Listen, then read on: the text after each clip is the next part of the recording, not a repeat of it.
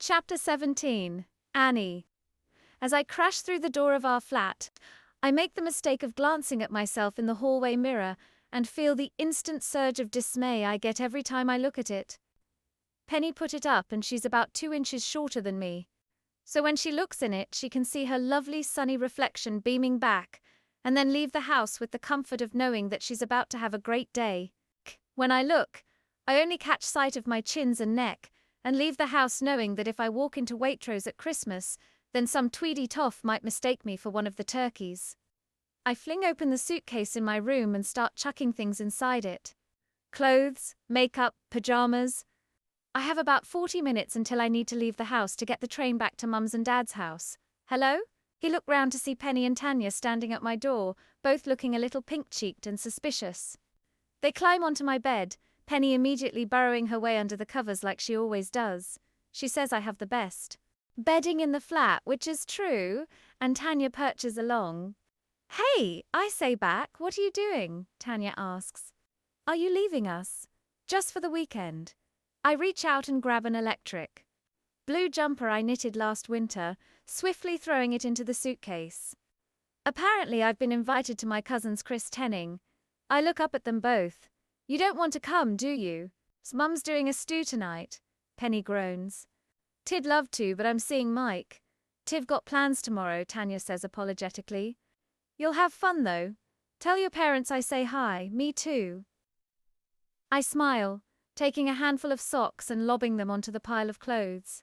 I will. And before you go, Tanya adds, the suspicious look back on her face. We've got something to tell you. We've been doing some detective work. Penny grins. I raise my eyebrows at them.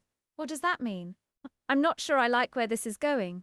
Well, Tanya starts, clearly desperate to share.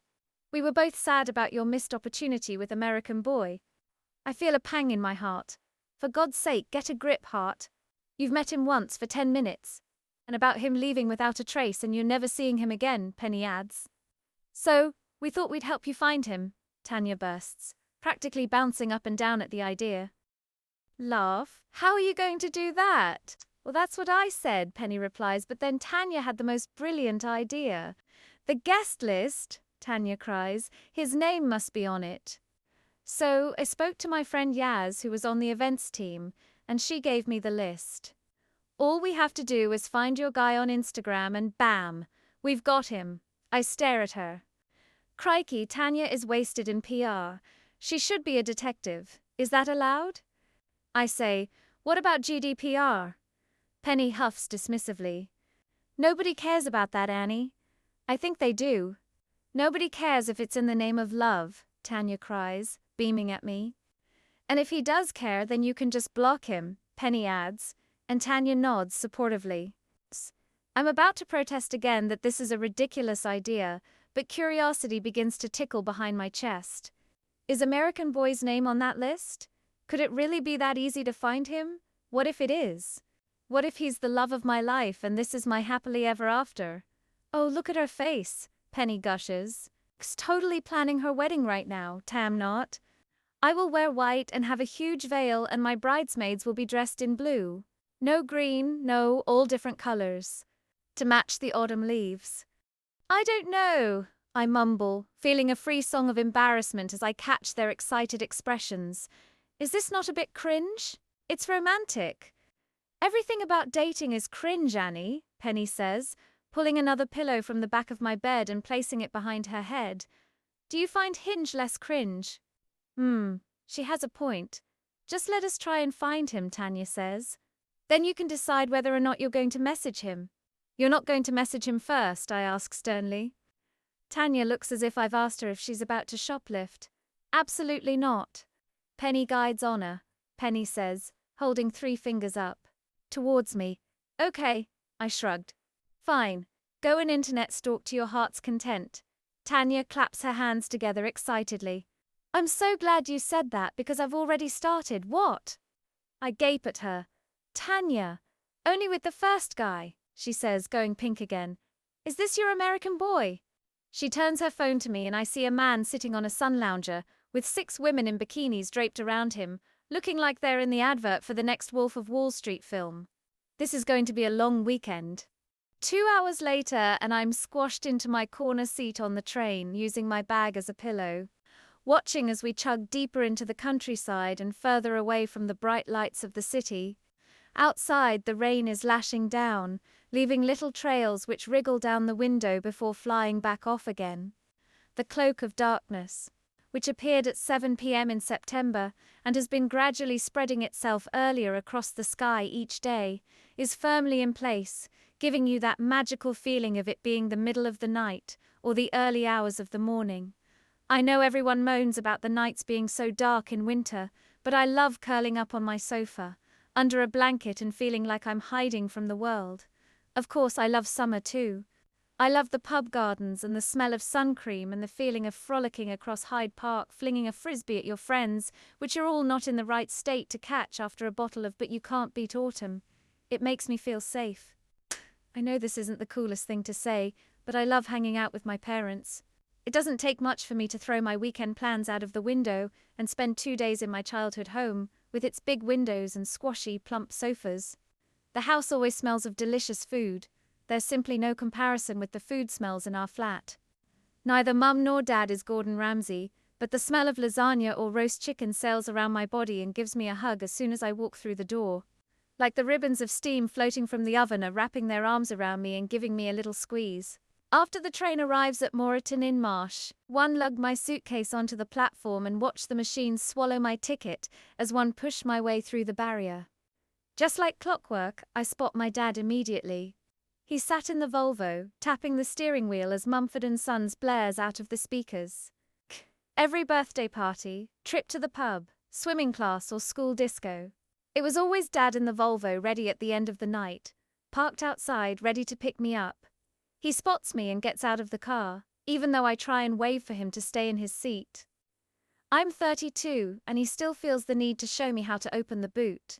Hi Dad, I beam. He's wearing his favorite green fleece and jeans. As he hugs me, I smell the trace of a freshly baked cake on his skin. Hello, champ, he says, giving me a little shake. He takes my bag before I can protest and drops it into the boot. Cereal bar wrappers, a coffee cup and the Sunday Times greet me as I climb into the front seat. You can usually guess where my dad has spent his day by following the Tunnix caramel wafer wrappers.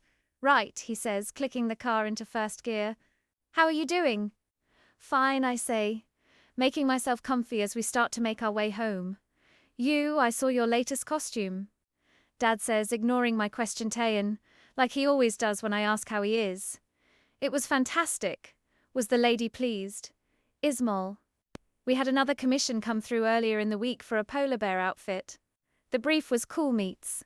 Gross! And I went all out. I made an amazing cat suit using white, pale blue and glittering silver fabric and an incredible bear headpiece, with a furry mouth that was stained brown and red from fake blood. Loved it, I smile. They always do. Dad reaches forward and shakes my leg. Mum couldn't believe it. She showed all the neighbours. I try not to roll my eyes. Mum and Dad wanted more children, but for one reason or another I was the only one who appeared, which means that my child is the best radar is slightly broken. And by that, I mean it's completely out of whack. Don't get me wrong, they were never the type to shove me on stage and force me to audition for the X Factor and then scream at the producers if I didn't get in. They let me do my own thing, but everything I did in their eyes was fantastic. Every mud pie I made was the yummiest, every drawing the prettiest, every song I sang the most tuneful. Now, as someone with the musical talent of a toilet brush holder, can you imagine their level of pride and intense? Look how brilliant my daughter is when I do something I'm actually good at. It's lovely to have such supportive parents, but it makes me feel a bit uncomfortable when they boast about me to their friends and neighbours, and I can see the thought bubbles popping up above their heads. Rally isn't that impressive. She's a 30-something adult who makes costumes in her spare time. It isn't even her job. Can you imagine how embarrassing it is when they do it in front of people like Tanya and Penny? Penny is a scientist. And Tanya is responsible for half of the fashion stories you read in the papers and see online. I tried saying this to Mum once, but she got all emotional and told me that the world had enough doctors, but there was only one of me. I wanted to point out that if the world was on fire and we were escaping to Mars, I think they'd choose a doctor for their new society over a Halloween costume maker, but I stopped myself. She was already on the verge of tears by this point, and I knew I was dangerously close to pushing her into a rant about the importance of the arts and how the government should be doing more to support them. Here we are then, ... single quotes, Dad says, as the car crunches over our drive. I feel a warmth spread through my chest. Our house is like something you'd see in a fairy tale. It's a fat, squat cottage with vines snaking across the front, sprouting pink and white flowers in the spring and catching pockets of snow in the winter. It has a winding garden path surrounded by plants and, in October, Halloween decorations and a red front door that Mum painted herself to bring the place some colour when they first bought the house. As I get out of the car, Mum flings the front door open and waves enthusiastically. I laugh. For goodness sake, why does she always act as if I'm the prodigal son returning from the war? I literally spoke to her 3 hours ago. You made it, she cries, bundling me inside as soon as she gets her hands on me. Of course I made it, I say, grinning. I came from London, not the Wild West. My driving isn't that bad, Dad says, giving me a wink. Come on through, Mum says, and I follow Dad into the kitchen. 3 big pans are bubbling away on the aga, and Mum is swigging from a glass of red wine while she stirs one of them with a wooden spoon. As always, the smell of the kitchen lifts me slightly off my feet. I sit down on a chair as Dad flicks the kettle on, holding a bottle of wine up to me questioningly. Tea is fine, thanks, I smile. Dinner will be ready soon, Mum says. While we wait, why don't you try on that dress I made? I unravel my scarf from my neck. It's multicoloured. One made it from the scraps of wool I had left over last Christmas. I wasn't sure if it looked a bit mad, but when Tanya saw it, she asked if I'd got it from Chanel. She was a bit drunk at the time and had just come back from her work Christmas do, but I still took the compliment. Not that she ever repeated it when sober. Let the poor girl sit down for a minute, Dad chides, and Mum rolls her eyes. My parents met when they were 17. 17! If I'd married when I was 17, I'd have ended up with anyone who held any resemblance to John Paul from Hollyax. They met in college and, apparently, instantly knew that they'd found the other half of their soul. And yes, that is what I've seen them write in their anniversary cards, to each other. I know that they were secretly hoping that I'd also find the one when I was young and spend my 20s traveling the world and being in love, just like they did. Never admit it, but I know they're desperate for me to meet someone. God knows what they'll do the day I finally bring someone home for them to meet. I'll have to sedate them in some way, or try and time it to be in January when they're ploughing through their annual I am never drinking again month. How's work? Dad smiles at me as he puts a steaming mug down on the kitchen table. How's Pam? Is she still smoking at her desk? Mum grins. Last year, Penny, Tanya and I had to move out of the flat for 6 weeks while our landlord finally got round to tackling the mould that was skirting around our walls like condensation on a shower screen. Penny moved in with Mike and his 3 housemates, who all sit on different parts of the hygiene scale, and Tanya moved in with someone from work. I came home, not that I really had much choice. It's not that I didn't have any other friends that I could ask. It was more that if my mum had found out that I'd needed somewhere to stay for 6 weeks and not come home, well, let's just say that she would have been dressed in black for the rest of her life to mourn the loss of her daughter, who chose a friend's sofa over her childhood bedroom and home-cooked meals. Anyway, I didn't fancy commuting to London every day, so Pam let me work from home while the work was going on.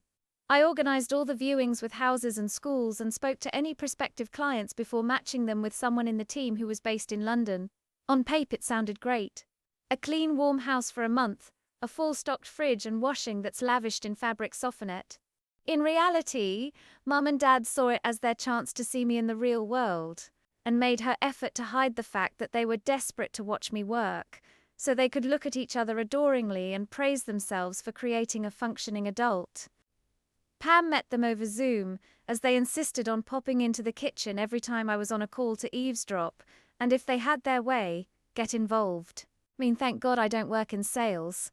They'd be standing behind me demanding the client take the deal before they ring up their parents and tell them what's what. Luckily, my parents seem to love Pam even more than I do. And the feeling turned out to be mutual. They are a similar age, so can chat for ages about ABBA and EastEnders. I got very little work done that month. She's all good, I smile. She liked my costume for Halloween. So she should, Dad says loyally. Actually, did you hear back from Atif? Mum's brow knits. No, I didn't, Ionel send him a message. I try not to groan. Atif is the editor of our local newspaper, where Mum spent my entire childhood emailing the team pictures of me in my costumes, until one day she met Atif's wife at the bakery and somehow managed to wangle his phone number out of her. I'm sure Atif rused the day that he woke up with a penchant for sourdough. Why are you messaging Atif? I ask, already knowing the answer. For his Halloween piece in the paper, Dad says. He always loves to include your picture. No, he doesn't. Yes, he does. He told Mum, didn't he? I roll my eyes. There is no point telling her that Atif is just… Yes, Mum chirps back, being polite. Now what's next? Dad smiles at me. Have you got any? More orders in? I take a sip of my tea and feel myself warm at the sweetness. Dad always puts a spoonful of honey in it, even though I told him that I gave up the habit years ago. Just the gremlin one that came through the other day, say. I've nearly finished. Fantastic, Dad beams at me. I can't wait to see it.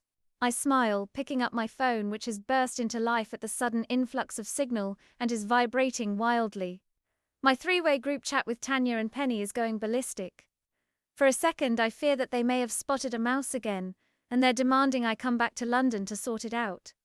Last time, they both hid in Tanya's room for hours one night squealing, whilst I chased it out of the house and promised that I spotted where it went and carefully and securely blocked its entrance.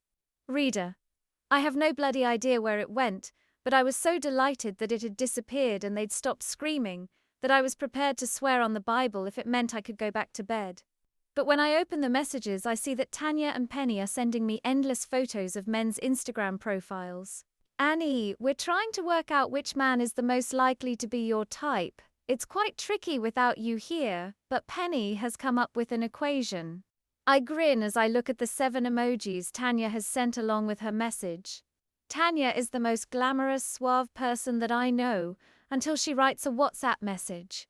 Then she may as well be christened Judy from accounts. Male, aged between 18 and 40. I nearly dropped my phone. 18. What did she take me for? I could be his mother. I mean, I would have been 15, but still. American-looking nice man X, the likelihood that Annie will find him attractive considering his type is a woman dressed as a bat. I raise my eyebrows as I read Tanya's following message. Isn't it brilliant? I mean, that makes absolutely no sense. They've clearly cracked open the champagne Tanya was gifted by a client last week.